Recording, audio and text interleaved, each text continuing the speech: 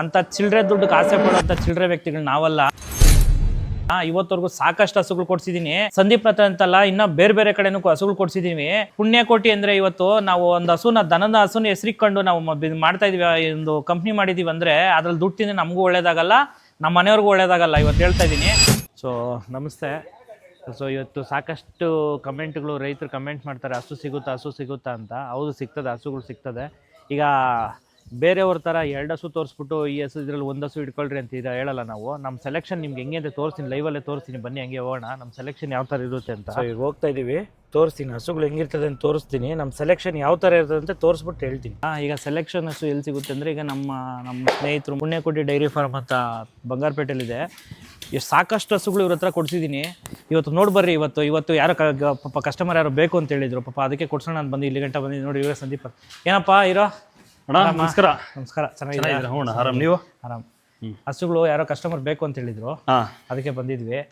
ಸಿಗುತ್ತೆ ನೋಡ್ರಿ, ಇವತ್ತು ಇವ್ರ ಹತ್ರ ಯಾವಾಗ್ಲೂ 20 ರಿಂದ 30 ಹಸುಗಳು ಅವೈಲೇಬಲ್ ಇರ್ತದೆ. ಪಾಪ ಇವತ್ತು ಒಂದು 15, ನಾವು ಬರಕ್ ಮುಂಚೆ ಒಂದು 15 ಹಸುಗಳು ಹೋಯ್ತು, ಸೇಲ್ ಆಯ್ತು. ಇವಾಗ ನಾನು ಕೇಳೋದೇನಂದ್ರೆ, ನಾನು ಮೊನ್ನೆ ನಿನ್ನ ಹತ್ರ ಒಂದು ಗಂಗಾವತಿ ಅವ್ರಿಗೆ ಒಂದು ಹಸುಗಳು 2 ಹಸುಗಳು ಪಡ್ಡೆಗಳು ಕೊಡಿಸ್ತಾನಲ್ಲ. ಹೌದಣ್ಣ, ನೀನು ಇದ್ದೆ ಅವತ್ತು ವ್ಯಾಪಾರ ಮಾಡೋದು? ನಾನೇ ಮಾಡ್ಕೊಟ್ಟಿದ್ದೆ. ವ್ಯಾಪಾರ ಮಾಡಿದೆ.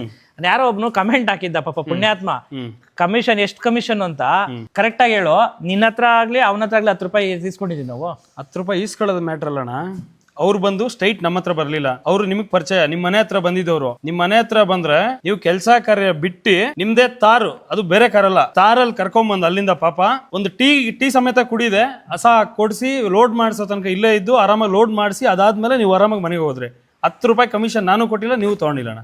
ಇದುವರೆಗೂ ಕೇಳಲೂ ಇಲ್ಲ, ನಾವು ಕೊಡ್ಲೂ ಇಲ್ಲ, ಹಂಗೆ ಕೇಳೋದು ಇಲ್ಲ ನೀವು. ನಾನು ಹೇಳ್ತೀನಿ, ಈ ವಿಡಿಯೋ ಮುಖಾಂತ ಹೇಳಕ್ ಇಷ್ಟಪಡ್ತೀನಿ, ಅಂತ ಚಿಲ್ಲರೆ ದುಡ್ಡು ಆಸೆ ಪಡುವಂತ ಚಿಲ್ಲರೆ ವ್ಯಕ್ತಿಗಳು ನಾವಲ್ಲ. ಇವತ್ತವರೆಗೂ ಸಾಕಷ್ಟು ಹಸುಗಳು ಕೊಡ್ಸಿದೀನಿ. ಸಂದೀಪ್ ಹತ್ರ ಅಂತಲ್ಲ, ಇನ್ನ ಬೇರೆ ಬೇರೆ ಕಡೆನೂ ಹಸುಗಳು ಕೊಡ್ಸಿದೀವಿ. ಪುಣ್ಯಕೋಟಿ ಅಂದ್ರೆ ಇವತ್ತು ನಾವು ಒಂದು ಹಸುನ ದನದ ಹಸುನ ಹೆಸರಿಕೊಂಡು ನಾವು ಮಾಡ್ತಾ ಇದೀವಿ, ಒಂದು ಕಂಪ್ನಿ ಮಾಡಿದೀವಿ ಅಂದ್ರೆ ಅದ್ರಲ್ಲಿ ದುಡ್ಡು ತಿಂದ್ರೆ ನಮಗೂ ಒಳ್ಳೇದಾಗಲ್ಲ, ನಮ್ಮ ಮನೆಯವ್ರಿಗೂ ಒಳ್ಳೇದಾಗಲ್ಲ. ಇವತ್ತು ಹೇಳ್ತಾ ಇದ್ದೀನಿ. ದಯವಿಟ್ಟು ಯಾರೇ ಆಗಲಿ ಕಮೆಂಟ್ ಮಾಡಬೇಕಾದ್ರೆ ಯೋಚನೆ ಮಾಡಿ, 100 ಸಲ ಯೋಚನೆ ಮಾಡಿ ಕಮೆಂಟ್ ಮಾಡಬೇಕಾಗ್ತದೆ. ಯಾಕಂದ್ರೆ ಒಂದು ಕಮೆಂಟಿಂದ ನಮ್ನೇನು ನೀವೇನು ಮಾಡೋಕ್ಕಾಗಲ್ಲ. ಒಂದು ಕಮೆಂಟ್ ಮಾಡಿಬಿಟ್ರೆ ನಮ್ದೇನು ಹಾಳಾಗೋಗಲ್ಲ. ಯಾಕಂದ್ರೆ ನಮ್ಗೆ ಗೊತ್ತಿರೋರು, ನಮ್ಮನ್ನು ನಂಬಿರೋರು ಸಾಕಷ್ಟು ಜನ ಇದ್ದಾರೆ, ನಮ್ಗೆ ಸಾಕು. ಆದರೆ ಕಮೆಂಟ್ ಮಾಡಬೇಕಾದ್ರೆ ಯೋಚನೆ ಮಾಡಿ ಕಮೆಂಟ್ ಮಾಡಿರಿ. ಫೋನ್ ಐತೆ, ಕಮೆಂಟ್ ಬಾಕ್ಸ್ ಐತೆ ಅಂದ್ಬಿಟ್ಟು ಸಿಕ್ದವ್ರಿಗೆಲ್ಲ ಕಮೆಂಟ್ ಮಾಡಕ್ಕೆ ಹೋಗ್ಬೇಡ್ರಿ. ಕೆಲಸ ಕಾರ್ಯ ಇಲ್ಲ ಅಂದ್ರೆ ಬರ್ರಿ, ನನ್ನ ಹತ್ರನೇ ಕೆಲಸ ಕೊಡ್ತೀನಿ. ಅದು ಬಿಟ್ಬಿಟ್ಟು ಕೆಲಸ ಕಾರ್ಯ ಇಲ್ದಿರೋ ಸೈಲೆಂಟ್ ಆಗಿರಬೇಕು.